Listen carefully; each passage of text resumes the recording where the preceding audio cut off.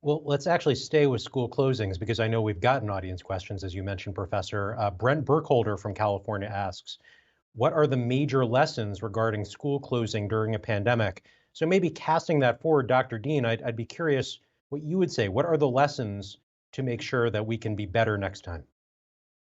It's such an important question.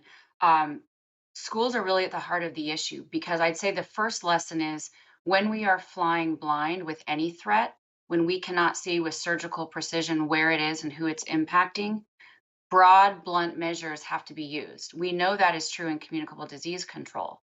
And I agree, many of the schools could have been opened earlier if they had the toolkit.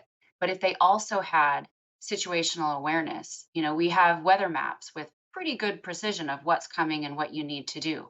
Why don't we have that capability for health security threats to enable our schools to stay open?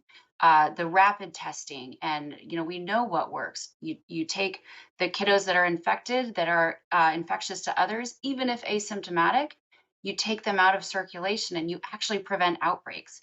We know what works. So I think the very first lesson is that when you're flying blind and you don't execute a toolkit to be able to move with surgical precision, the schools shut down. I think that was a failure how long they stayed closed. And I really do believe we can do better next time. The second lesson I would say is speed matters. In an outbreak, every minute counts. Schools are a place where a lot of cross pollination, shall we call, occurs between children.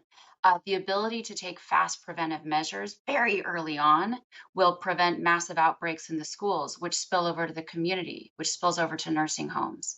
So, speed matters. And it again comes back to the kind of situational awareness that we need to have for next time, shared visibility. Where is the threat? What are the tools? How do we pull the triggers early to prevent mass lockdowns like we saw so long with schools?